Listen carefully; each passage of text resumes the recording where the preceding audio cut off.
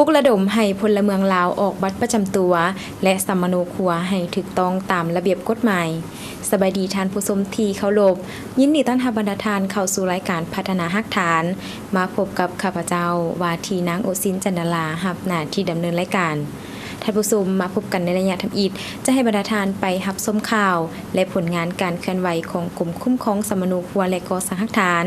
รายละเอียดจะเป็นอะไรนั้นเชิญบรรดาทานไปรับชมพร้อมๆกันในวันที่ 4 มีนาคม 2025 กองบัญชาการปกสเขงบริคำไซได้จัดกองประชุมปรึกษาหารือเกี่ยวกับเวียกงานการกวดกาเก็บกำข้อมูลการยกย้ายถิ่นฐานตั้งภูมิลำเนาบ่ถูกต้องของประชาชนเผ่ามงเวียดนามที่ยกย้ายมาอาศัยอยู่เมืองบริคันเขงบริคำไซ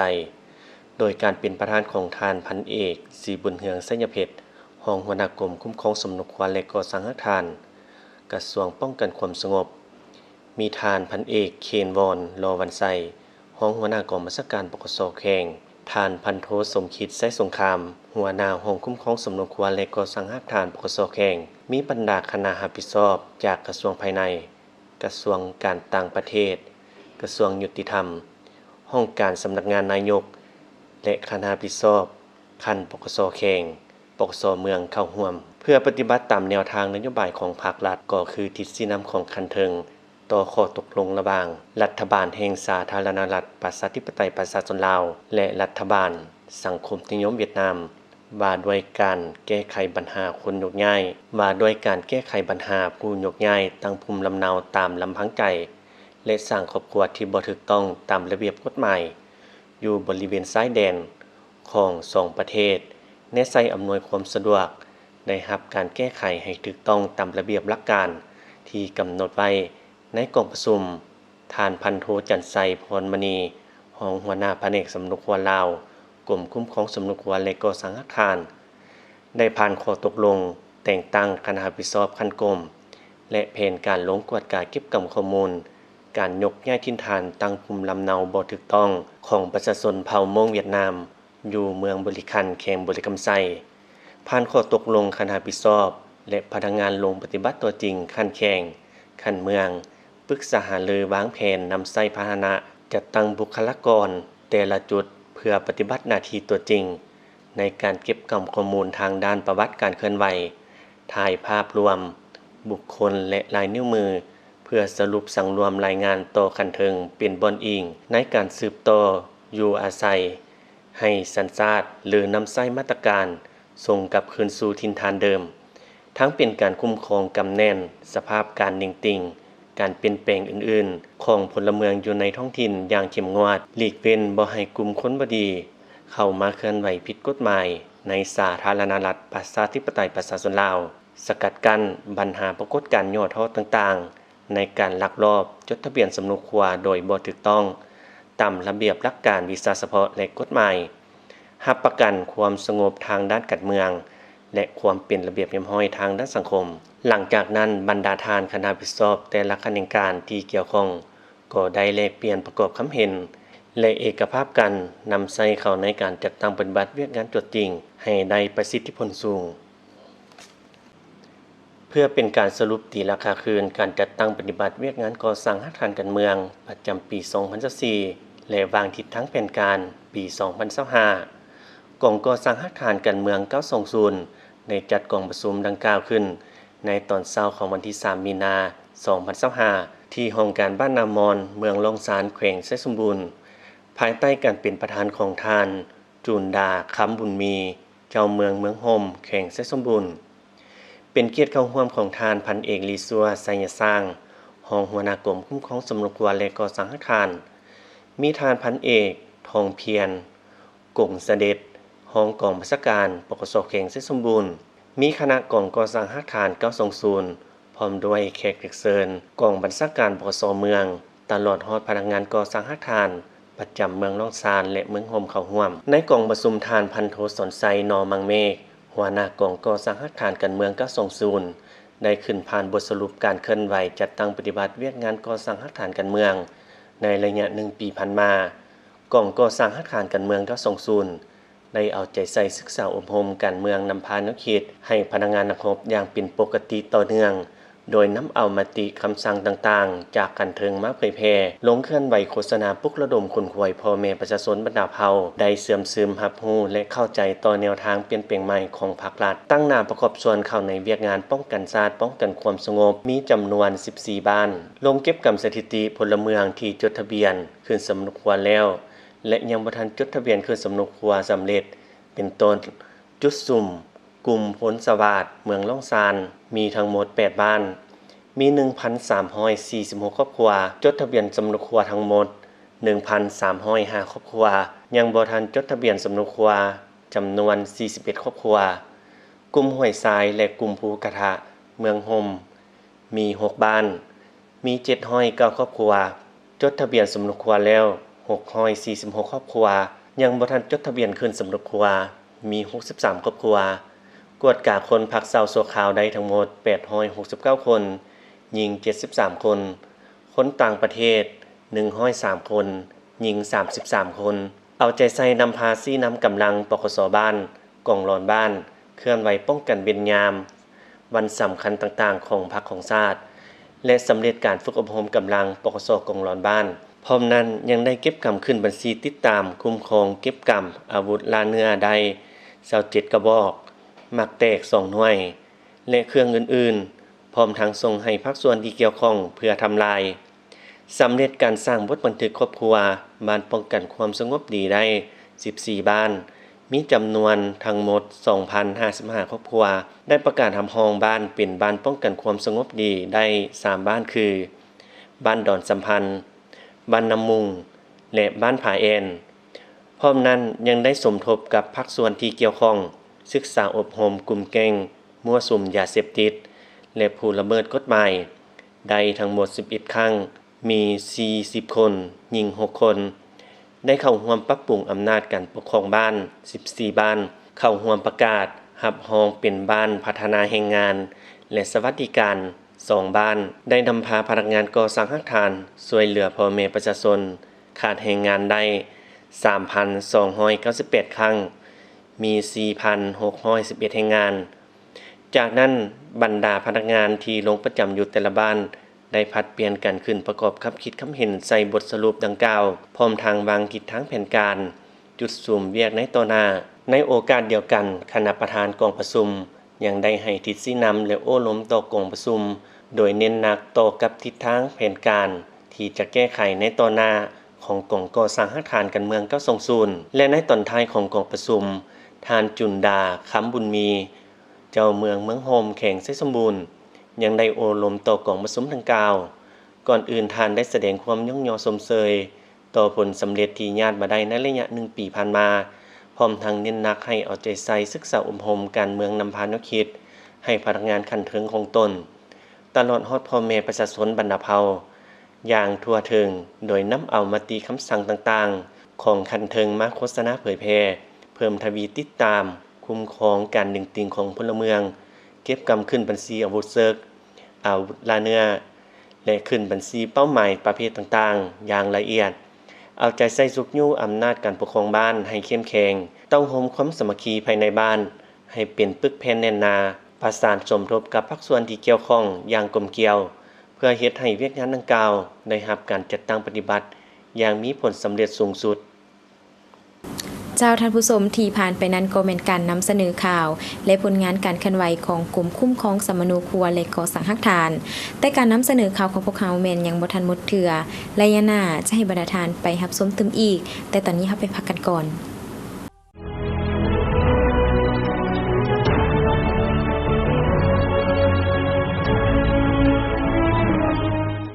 รายการพัฒนาฮักฐานเป็นรายการหนึ่งที่นำเสนอเกี่ยวกับผลงานการเคลื่อนไหวเวียกงานวิสาสะพรในด้านต่างๆของกลุ่มคุ้มครองสมนุครัวและก่อสร้างอาคารกองก่อสร้างอาคารการเมืองและบรรดาห้องคุ้มครองสมนุครัวและก่อสร้างอาคารอยู่บรรดาแข่งการเคลื่อนไหวของกำลังปกสกลุ่มและปกสบ้านในขอบเขตทั่วประเทศโดยเฉพาะแมนเวียกงานคุ้มครองสมนุครัวเวียกงานออกบัตรประจำตัวลาวและต่างดาวการผลิตกาประทับและการหันกำลังลงก่อสร้างอาคารการเมืองอยู่จุดล่อแหลมในขอบเขตทั่วประเทศ ซึ่งจะออกอากาศทุกๆวันพุธเวลา 9:30 นาที 50 โมง และออกอากาศซ้ำคืนเวลา 21 โมง 21:30 นาที ทางโทรภาพป้องกันความสงบ และท่านสามารถรับชมย้อนหลังได้ที่ทาง YouTube รายการพัฒนาอาคาร ติดต่อโฆษณาและตำหนิส่งข่าวได้ที่เบอร์ 030 4838 940 อีเมลกรมคุ้มครอง509 @gmail.com เจ้าท่านผู้ชมมาพบกันในระยะที่2ของทางรายการ จะให้บรรดาทานไปสืบต่อรับชมข่าว และผลงานการเคลื่อนไหวของกรมคุ้มครองสมนูครัวและก่อสร้างหลักฐานรายละเอียดจะเป็นอะไรนั้นเชิญบรรดาทานติดตามรับชม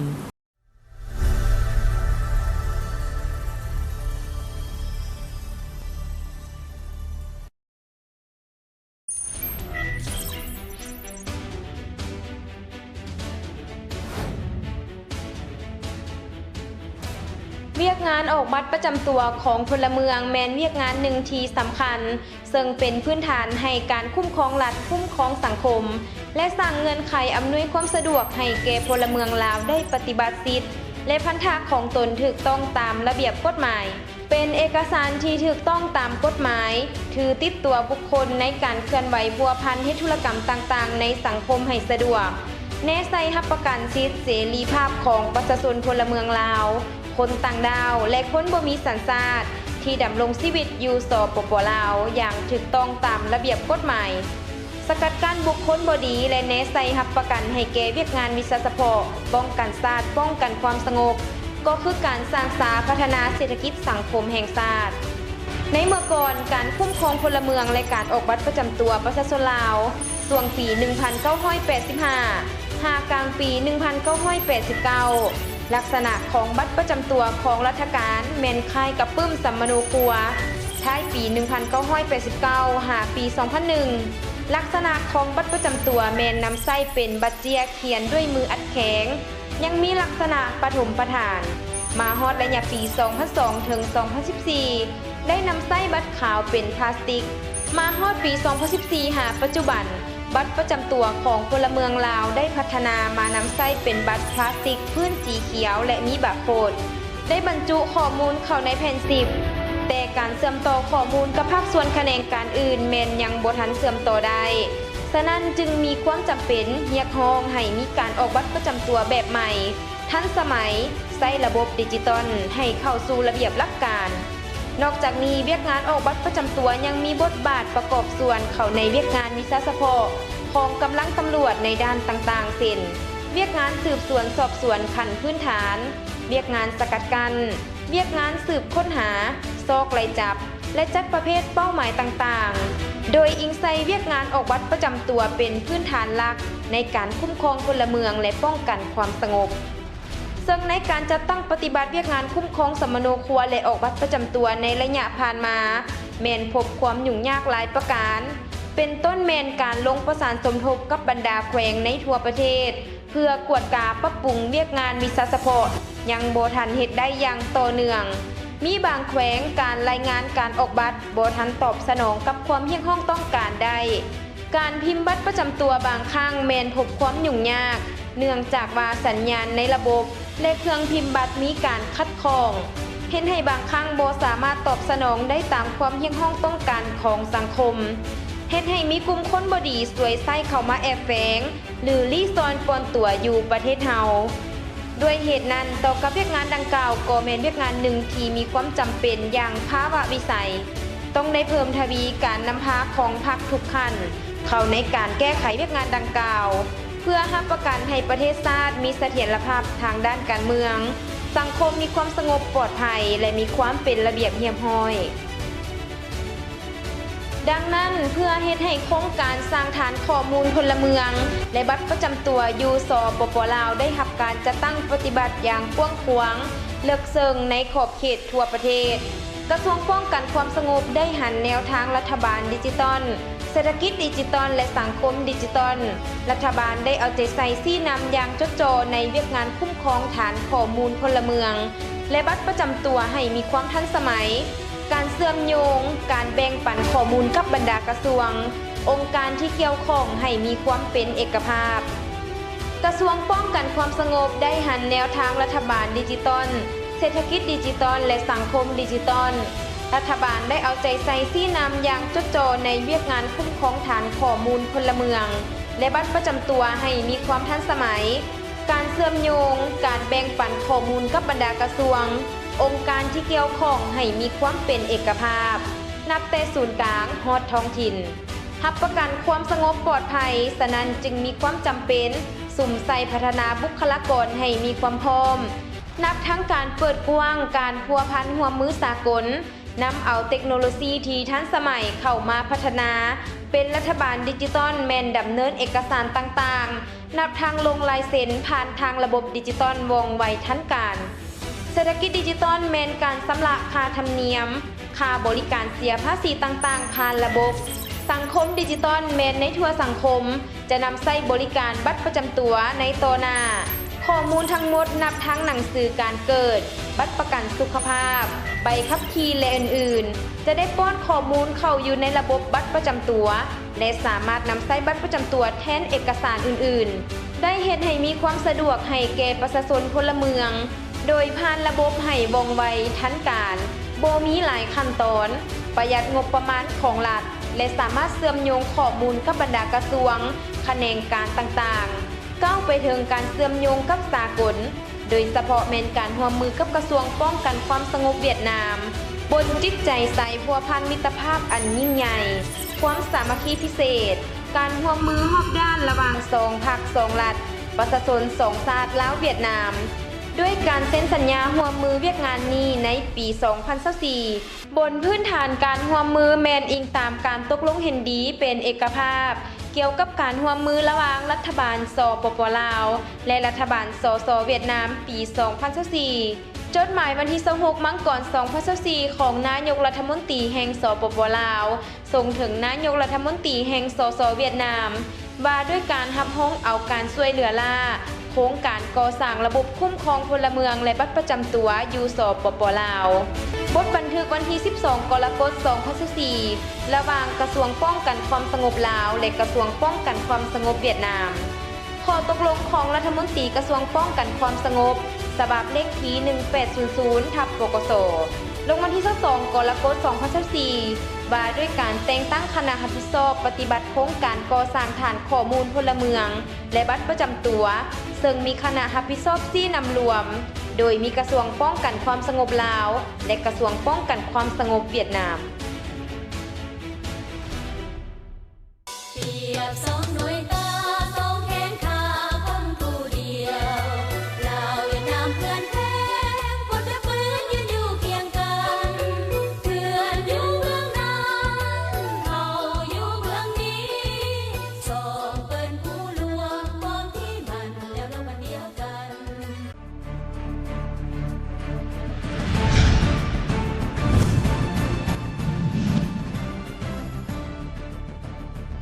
ลาวเวียดนามสายพัวพันมิตรภาพอันยิ่งใหญ่และความสามัคคีแบบพิเศษการร่วมมือระหว่าง2ประเทศนับมือนับแน่นแฟนมีประสิทธิผลทั่วขอบเขต2ฝ่ายได้สนับสนุนซึ่งกันและกันผ่านพาความท้าทายเดือนกรกฎาคม 2024 ในการเยี่ยมยามประเทศลาวของท่านประธานประเทศสาธารณรัฐสังคมนิยมเวียดนามท่านโตเลิมเลขาธิการใหญ่พรรคคอมมิวนิสต์สสเวียดนามการนำ2ประเทศได้กดปุ่มเปิดใช้งานอย่างเป็นทางการในพิธีการกดปุ่มโครงการก่อสร้างระบบคุ้มครองพลเมืองและออกบัตรประจำตัวที่สาธารณรัฐประชาธิปไตยประชาชนลาวในเวลาเดียวกันการนำกระทรวงป้องกันความสงบทั้งสองประเทศได้มอบบทบันทึกความเข้าใจเกี่ยวกับการก่อสร้างพันขยายระบบคุ้มครองพลเมืองนี่แม่นโครงการที่มีความหมายและความสำคัญเป็นพิเศษในขบวนการก่อสร้างรัฐบาลดิจิตอลประเทศชาติดิจิตอลข้อมูลพลเมืองแม่นกุญแจสำคัญในขบวนการก่อสร้างเป็นรัฐบาลดิจิตอล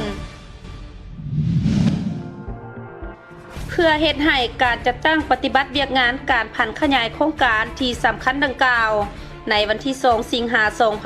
2024สหายพลเอกวิไลลาคำฟองรัฐมนตรีกระทรวงป้องกันความสงบได้เป็นประธานกองประชุมเผยแพร่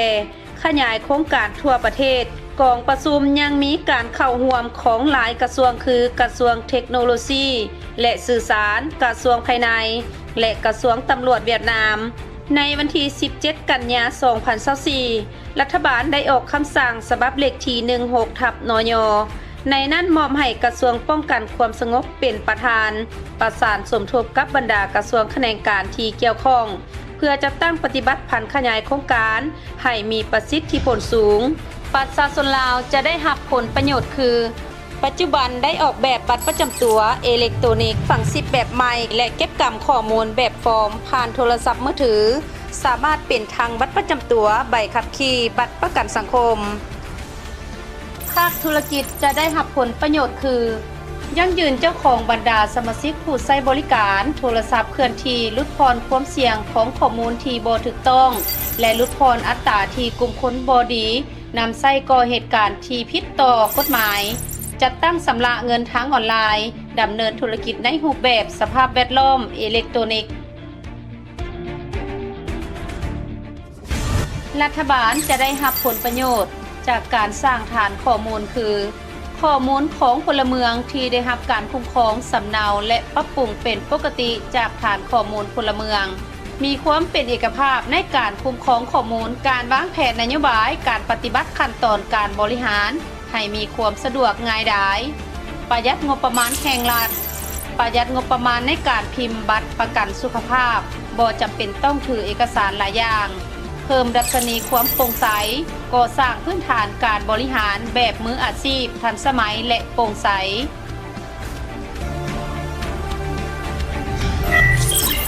ปัญหาใหญ่ประกอบมีทางด้านกฎหมายข้อมูลพื้นฐานโครงสร้างความปลอดภัยของระบบทรัพยากรบุคลากรและต้นทุนบางหน้าเวียกของโครงการได้รับการจัดตั้งปฏิบัติพันธ์ขยายอย่างเร่งด่วนเป็นต้นกระทรวงป้องกันความสงบ2ประเทศได้ออกแผนการไว้หลายฉบับในการจัดตั้งปฏิบัติพันธ์ขยายโครงการบรรดาหน่วยงานที่ขึ้นกับ2กระทรวงตามหน้าที่และเวียกงานของตนเพื่อจัดตั้งพันธ์ขยายให้มีประสิทธิผลกระทรวงป้องกันความสงบลาวได้จัดตั้งคณะผู้แทนขั้นรัฐมนตรี3ท่านคณะผู้แทนขั้นกรม2ท่านไปเยี่ยมยามและถอดถอนบทเรียนประสบการณ์พันธ์ขยายโครงการเวียดนามและได้ส่งพนักงานจำนวน20สหายไปเวียดนามเพื่อประสานสมทบก่อสร้างโครงการและกระทรวงป้องกันความสงบเวียดนามยังได้จัดตั้งคณะผู้แทน2ท่านเฮ็ดเวียกอยู่ลาวเพื่อดำเนินสำรวจ5กระทรวง3กรมกอง4ตำรวจท้องถิ่นปัจจุบัน2ฝ่ายได้เอกภาพมติเห็นดีประกาศใช้เพื่อรับใช้เวียกงานพันธ์ขยายโครงการออกแบบสำเร็จ6ซอฟต์แวร์กับบรรดาขบวนการชั่วคราวเพื่อปฏิบัติจัดตั้งพันธ์ขยายโครงการในนั้นมีขบวนการโอนถ่ายเอกสารสำเนาสำเนาครัว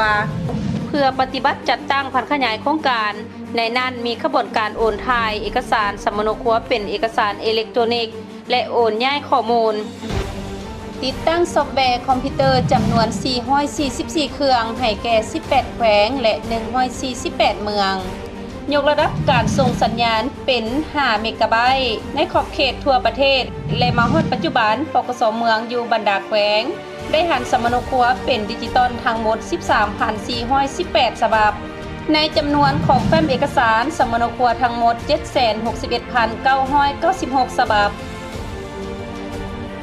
ปัจจุบันศูนย์ข้อมูลหลักห้องแผนที่ดิจิตอลได้รับการออกแบบและติดตั้งอยู่กรมคุ้มครองสมนครัวและก่อสร้างหลักฐานศูนย์ข้อมูลสำรองได้รับการออกแบบและติดตั้งอยู่กรมสกัดกั้นและต้านอัคคีภัย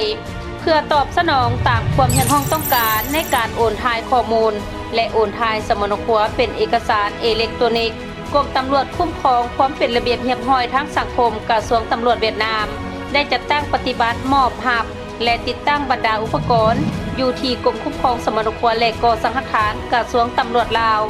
สืบต่อพันธ์ขยายติดตั้งซอฟต์แวร์เพื่อรับใช้ในการโอนถ่ายสมนครัวเป็นเอกสารอิเล็กทรอนิกส์รับประกันให้ได้ห้อยส่วนห้อยของบรรดาเมืองแขวงอยู่ลาวได้เชื่อมต่อระหว่างระบบลาว PIM กับระบบโอนถ่ายข้อมูลกรมคุ้มครองสมนครัวและก่อสร้างหลักฐานกระทรวงตำรวจลาวได้สมทบกับกรมตำรวจคุ้มครองความเป็นระเบียบเรียบร้อยทางสังคมกระทรวงตำรวจสสเวียดนาม จัดตั้งฝึกอบรมให้พนักงานตำรวจจำนวน358สหายเกี่ยวกับเวียกงานโอนถ่ายข้อมูลเป็นเอกสารอิเล็กทรอนิกส์และพร้อมด้วยคณะ5ทั้งหมด125สหายที่ขึ้นกับกรมเพื่อช่วยเหลือ125เมือง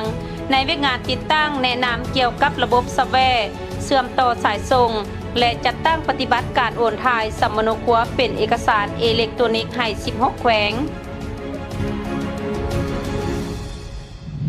บัตรประจำตัวแบบใหม่เก็บกรรมแบบฟอร์มและรูปแบบการเก็บกรรมข้อมูลผ่านแอปพลิเคชันบรรดาปัญหาข้อคงค้างเกี่ยวกับพื้นฐานด้านนิติกรรมปัจจุบันสาธารณรัฐประชาธิปไตยประชาชนลาวยังบ่ทันมีบรรดาเอกสารข้อกำหนดกฎหมายเฉพาะเกี่ยวกับเรื่องงานการคุ้มครองข้อมูลพลเมืองการคุ้มครองข้อมูลบัตรประจำตัวเกี่ยวกับการกำหนดทิศทางด้านการเมืองภาระบทบาทของผู้นำโดยเฉพาะแม่น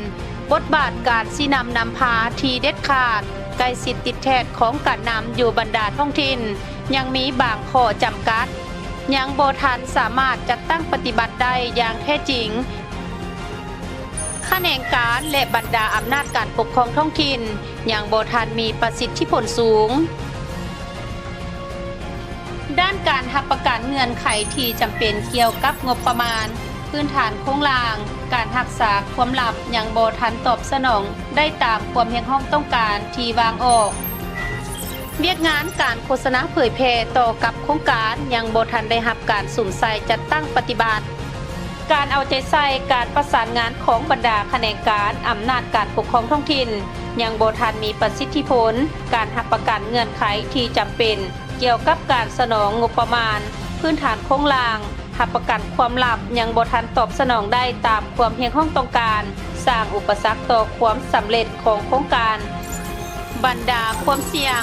พื้นฐานด้านนิติกรรมบ่เพียงพอเพื่อจะจัดตั้งพัฒนาขยายโครงการบ่สามารถรับประกันการออกบัตรประจำตัวฝั่ง10ภายในเดือนมีนาคม2025และการมอบรับระบบคุ้มครองพลเมืองและบัตรประจำตัวภายในเดือนกรกฎาคม2025บ่สามารถรับประกันด้านพื้นฐานโครงล่างด้านความสงบปลอดภัยข้อมูลเพื่อให้บรรดาภาคส่วนที่เกี่ยวข้องเชื่อมต่อเข้ากับระบบคุ้มครองพลเมืองและบัตรประจำตัว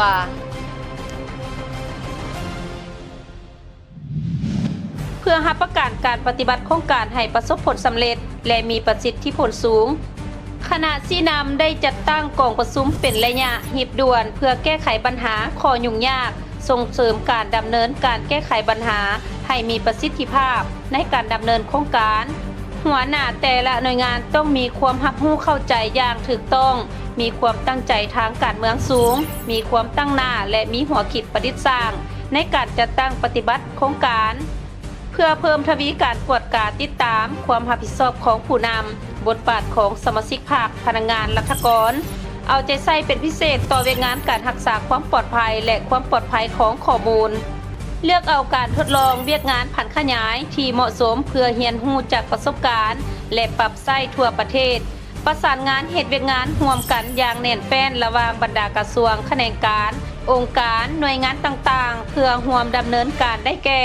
ห้องว่าการสำนักงานนายกรัฐมนตรีต้องสร้างมาตรฐานปรับโครงสร้างขบวนการลดพรและลดความซับซ้อนของขั้นตอนการบริหารกระทรวงภายในสมทบกับกระทรวงป้องกันความสงบลาวในการเชื่อมโยงประสานสมทบและแบ่งปันข้อมูลระหว่าง2ระบบเพื่อรับใช้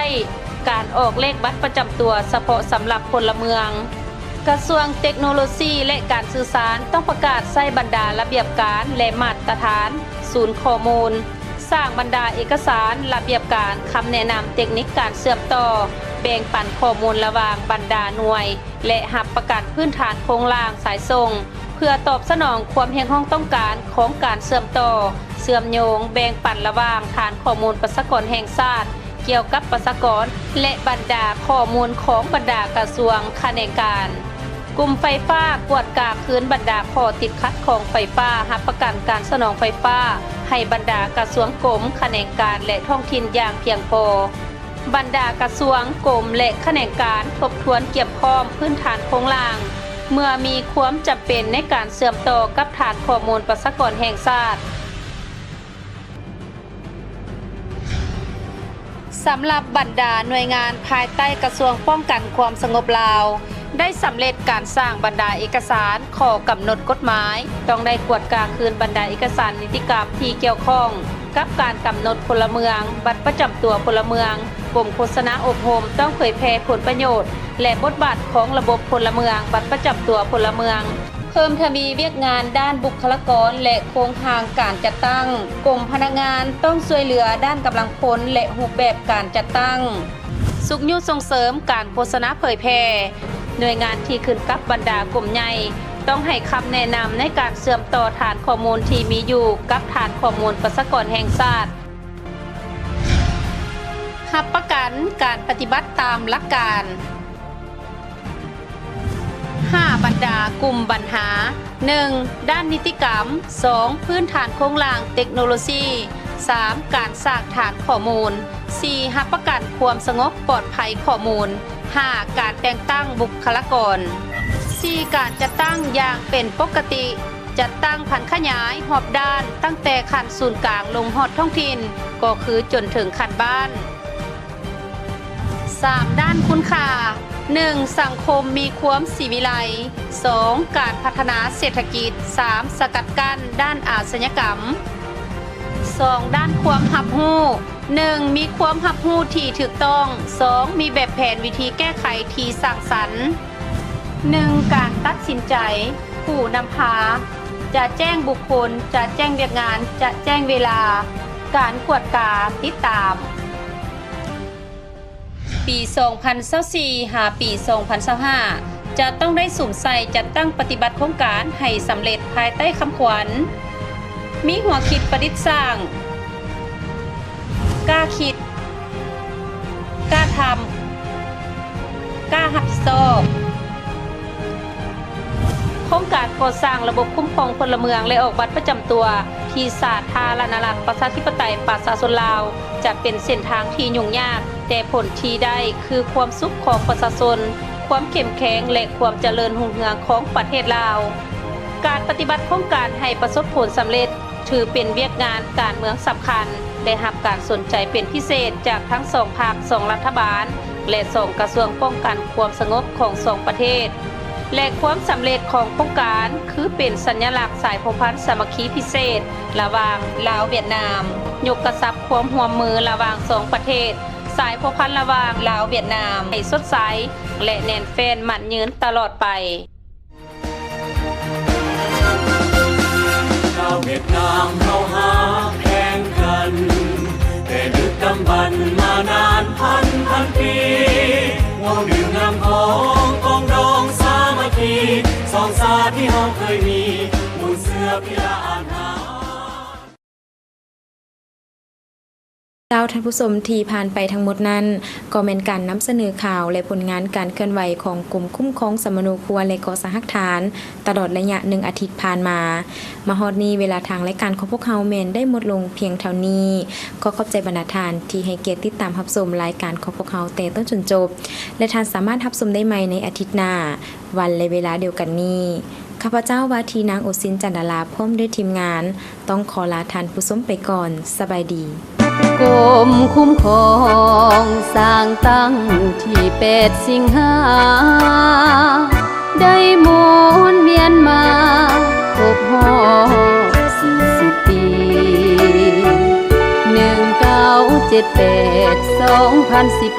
2018 ครบรอบพอดีร่วมฉลองพิธีวันนี้ทุกคนยินดียิ้มแย้มแจ่มใสกรมคุ้มครองมีหน้าที่ก่อสร้างหากฐานสร้างสา